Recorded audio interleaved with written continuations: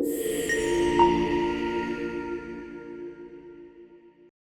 I'm Plexi Cosplay, and this is the tutorial for how to make Alastor's wig. So for your materials, you're probably going to be doing black and red for his wig. I'm doing pink and purple. You'll need 2 of the red wigs and 1 of the black. I got bob length wigs with some bangs. You really don't need extra long, about $15 to $20 on Amazon. Additionally, you'll need insulation foam, thermoplastics, bunch of different glues, and then of course your tools like heat gun, hair dryer. For my hairsprays, I love to use Got To Be for the brand. I'm going to put a list of all these materials in the description below. To get started, go ahead and take one of your base wigs, so this would be the red wigs that go on top, and put it on a wig form. We're going to separate where we want the lower half to be portioned out, and that's where the black underlayment will be. For me, that will be purple. As soon as you figure that out, it's usually around this section where your ears are at, so from ear all the way around the back to your other ear. You will remove the wefts, and I go ahead and remove them in strips from that section, ear to ear, all the way to the bottom of the wig. This takes a little bit of time and patience. Just use a thread ripper or a seam ripper and remove all of those. What you should be left with now is a wig, one of your red wigs, that has all of the wig wefts removed in the back bottom half. So it's just a netting. At this point, you can go ahead and pull out one of your black wigs, and you're going to portion out the exact same way on this one, so the entire lower half, and instead of removing the wefts, you're going to actually cut through the wig that entire lower section so that it's separate from the top. Just be really careful at this section to not cut the actual fibers of the hair, so I like to thread the tip of the scissors through the hair to be able to do that. Once this is done, you can put your red wig back onto the wig form, and then go ahead and put the black portion of the back part of the wig over top of that netting from the red wig on the back and pin it in place. Once pinned, then you can go ahead and sew the 2 wig caps together. So the top of that black section in the back, which is purple for me, that gets sewn directly into the lace or the wig netting of the red wig below. So you basically end up with 2 layers at the back bottom half. The bare layer of netting from your red wig and then the black wig on top. But once that's sewn together at the top portion and around the edges, then you have a fully realized singular wig made up of 2 different block sections.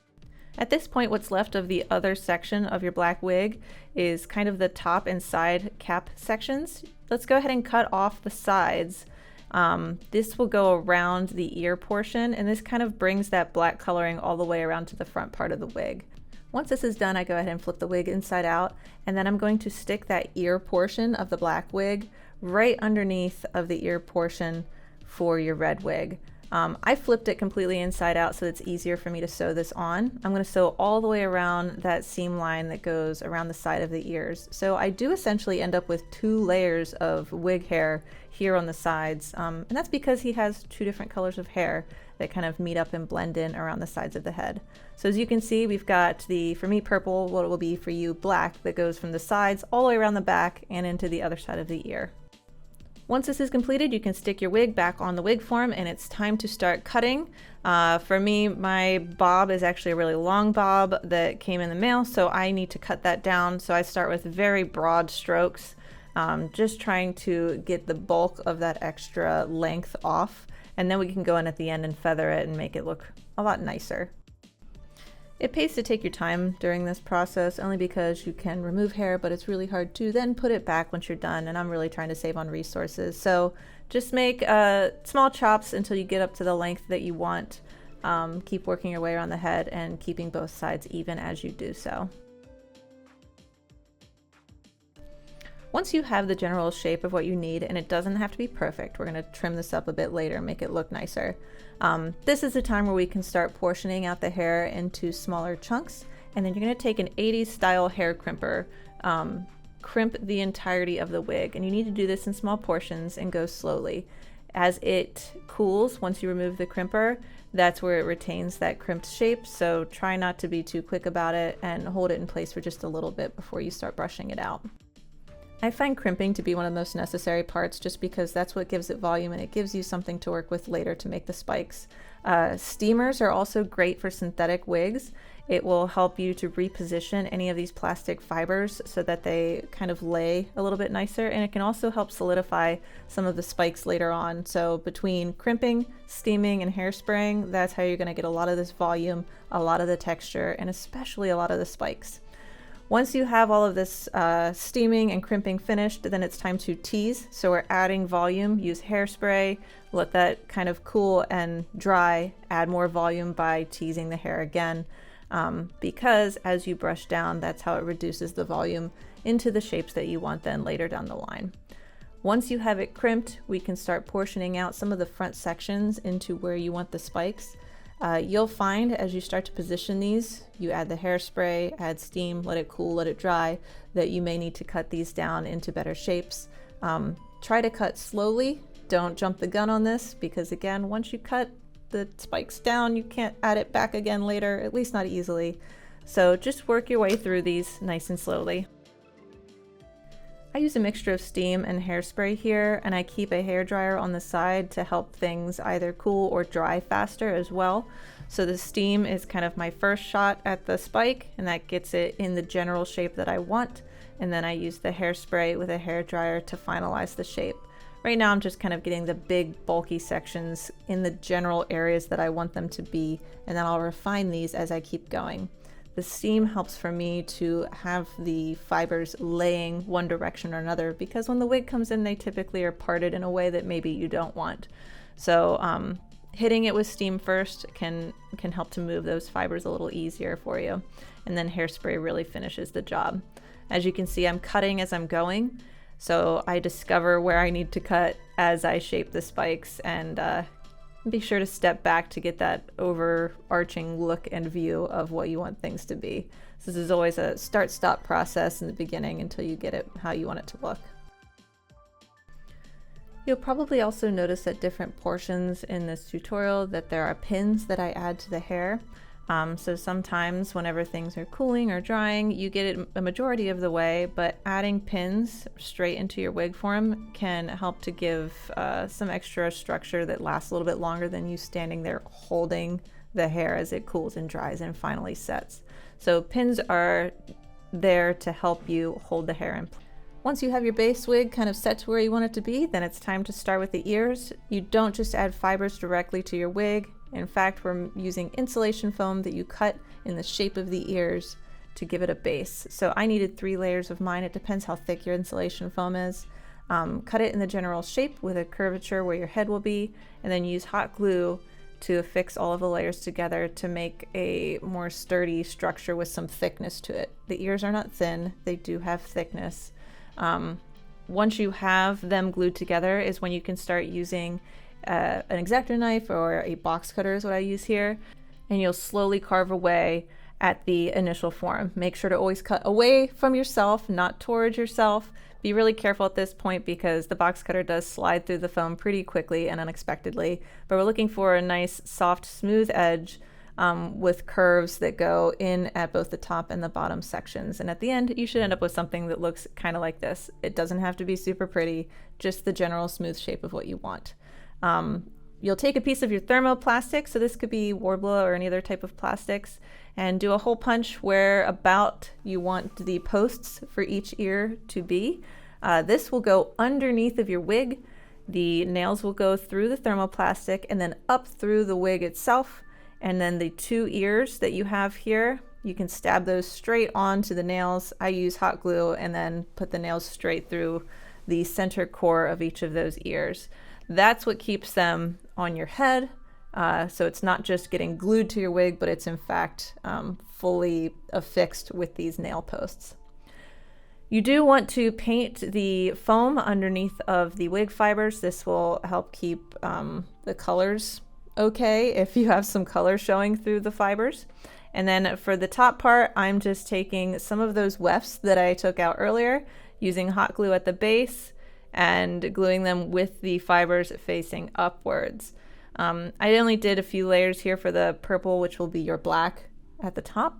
So 2 to 3 layers of those, and you should have these from the wig that you had left over earlier. You're going to crimp and cut those, so cut them just a little bit longer than the ear ends. Make sure to crimp them for that extra texture. I use steam first to get things in the general shape that I want, and make sure to hold the fibers as they cool, and that will keep them going into the shapes that you were intending them to be.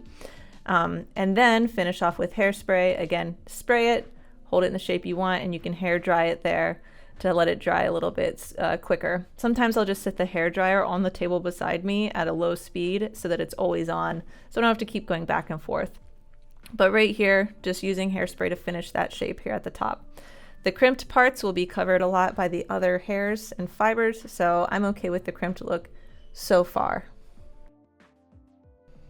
At this point, you want the two base colors, these black colors, to have a really nice sharp shape. They are going to be the base where everything else starts to build on. At this point, you're going to start gluing your red colors. For me, it's pink. The wefts, you're going to start at the top and continue to glue layers all the way to the bottom. You want these nice and thick. Start with the crimped and then also shape your spikes, cut them as you keep going. I like to shape with hairspray and steamer there too, but just be really careful that you're not undoing the work that you did earlier. For the bottom section, I want to put nice smooth wefts, so I don't crimp these. This is actually hair that I cut from that original wig that was left over. I added a little bit of super glue gel and flattened it out onto some cling wrap, and then I allowed it to dry. So now I've got some nice glued weft bases. These are going to be what shows up on the outside of the ear shapes, really. So I will affix these cut and cleaned up wefts at the base of the ears with some hot glue. And then I'll go back to using my steamer and my hairspray to have them meld into those spikes at the top. So I wait to cut these until the end because I don't know exactly how long they need to be until I get them onto my ear forms.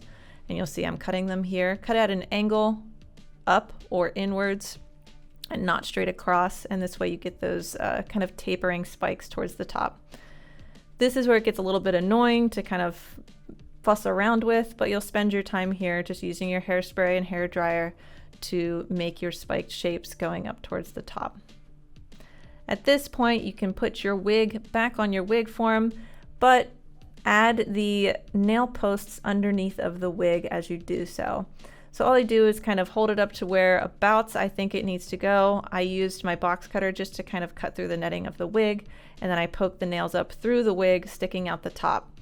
This is where you can kind of jam the ears onto those posts, and once they're in the right kind of space that you need them to be, remove them from the posts, add hot glue, and put them back on for a permanent fixture. At this point, you'll probably notice some like spots that are kind of hanging out underneath of the ears. So just spend some time with some hairspray, not your steamer at this point. That's kind of for the bigger sections, but hairspray really here to cover up any of those loose sections. I'm also going to spend some time after this, and I'll show you how to do it, making some extra little spikes that I glue to the base of where the ears kind of connect to the wig itself. You can add more or less of these, and it kind of also depends on how many wig fibers you have left from your original wigs. I, again, only used those 2 pink wigs and 1 purple wig for all of this, so I'm making sure to save them as I go. I teased what I had left here, formed them into mini spikes at the top and bottom, and then glued them to the base of where the ears are at. This is how I just have more spikes, so you can add more or less as you like. This just helps to cover up any of those open areas near where the base of the ears meet with the wig. I actually rather enjoyed this part because it wasn't attached to a whole wig, so it was a lot more fun to make little spikes and add them. So this is the final result. My ears are permanently affixed to the wig at this point. I can continue to style the bottom as I like, but I just liked it kind of teased out. So make sure to finish shaping the bottom and the totality of the wig just to get the final look that you like. But congratulations, you've made it to the end. For wig storage, just make sure that you don't crush the ears for future use.